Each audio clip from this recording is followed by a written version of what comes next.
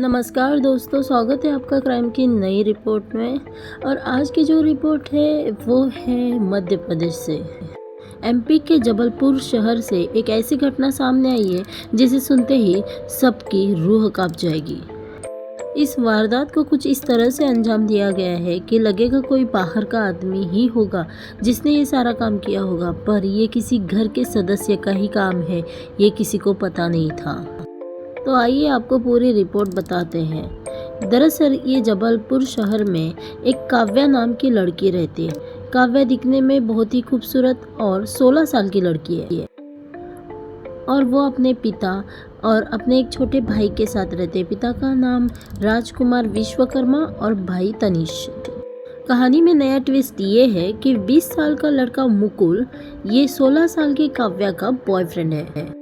ये दोनों गए साल घर से भाग गए थे, बट काव्या के पिता ने दोनों को पकड़ लिया और मुकुल को जेल भेज दिया और काव्या को अपने रिश्तेदार के घर भेज दिया। दरअसल काव्या के पिता ने मुकुल पर यह इल्जाम डाला था कि वह काव्या को जबरदस्ती भगाकर लेके जा रहा था और इसी इल्जाम में उसे जेल में भेज दिया था। पर काव्या ने अपना बयान पलटकर मुकुल के साइड से बयान दिया और मुकुल को बेल करवाई। इसके बाद ही शुरू होती है इस साजिश की प्लानिंग। तारीख आती है 15 मार्च 2024। जी हाँ, इसी दिन ये वारदात सामने आती है। 15 तारीख को सुबह काव्या जो है अपने चचेरी बहन को वॉइस रिकॉर्डिंग भेजती है और उसमें वो कहती है कि जल्दी से जबलपुर आ जाओ, मुकुल ने तनिष को और पापा को मार डाला।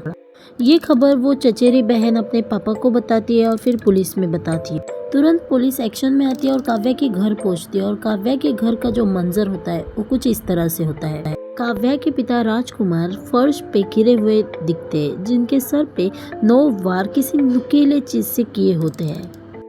और जब काव्या के भाई को ढूंढा जाता है तो पुलिस की नज़र फ्रिज की ओर जाती है, तो काव्या के भाई का शव जो है फ्रिज से बरामद किया जाता है, जिसके सर पर 6 वार किए होते हैं किसी नुकीली चीज से।